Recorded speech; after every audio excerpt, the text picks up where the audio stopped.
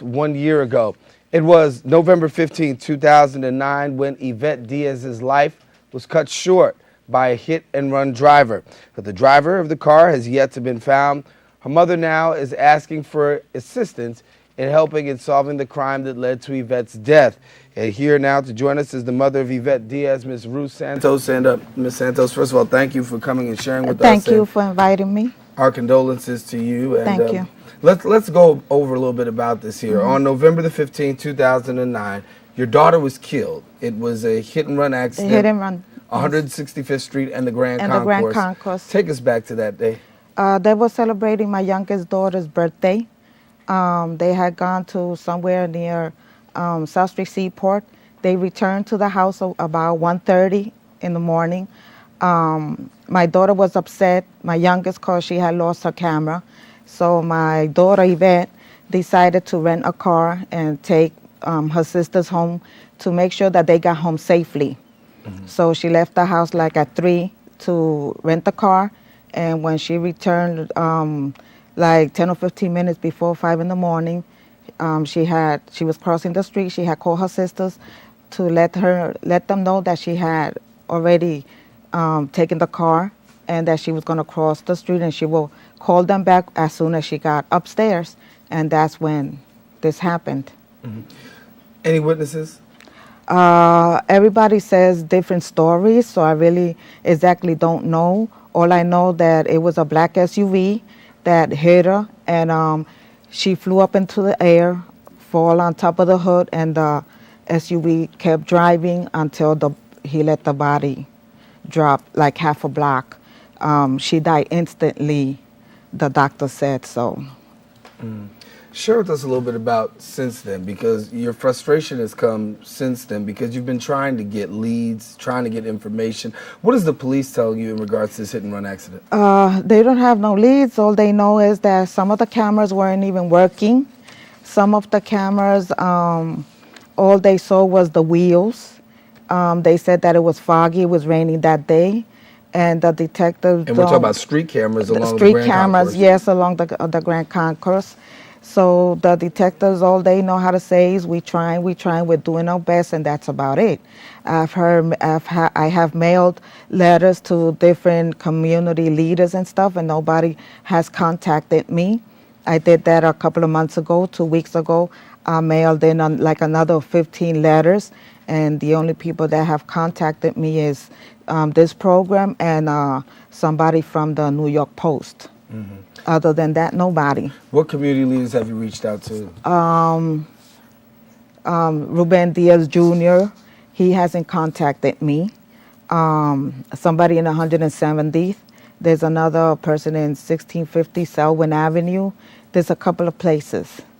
And nobody has contacted me. Nobody has called me, at least to tell me, Ms. Santos, can I help you?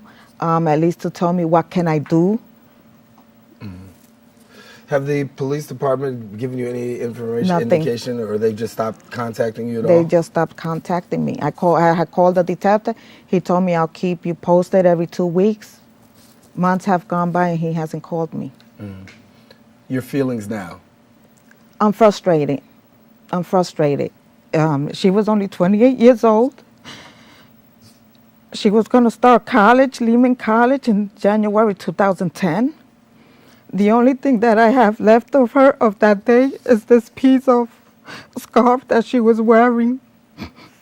And I think I should get some answers. I think I have the right for somebody to at least tell me, what can I do?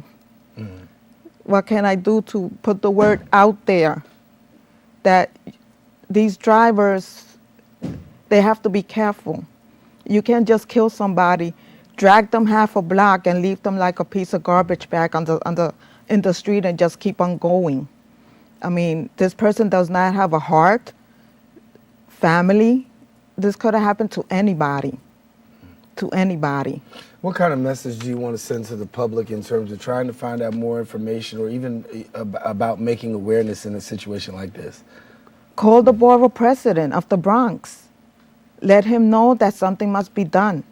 Something has to be done. He has to let the whatever leaders, mayor, governor, whoever, that something has to be done with these drivers. And we need cameras not only to catch the people that run through the red lights, but also to those drivers that kill and just keep on going. Because these drivers, they're not killing with guns. This is a person that's killing with the vehicle. When you talk about those cameras, I want to go back to the cameras for a second because you said the cameras were not operational. No, there's a museum, there's courts right there. The museum is right across the street. Grand Concourse is like a highway. To many drivers, it's like a highway. And they don't care. And the cameras either weren't working, either it was too foggy that night. They always have some type of excuse to give me, and I don't think it's fair. And so your hope is that in the time to come, you'll be able to have some sort of a press conference, a news conference to raise awareness? Yes, of course, of course. This is not the only person that has gotten killed by hit and runs. This is something that's happening weekly. This is something that's happening all over the city, and nothing is being done about it.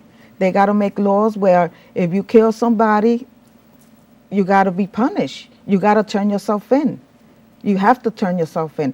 Almost a year, and this person, how can you sleep? How can you eat? And not lie down and say, oh my God, I hit this young lady. I dragged her half a block. I left her there on the side of the street. I kept on going. Hooray. No.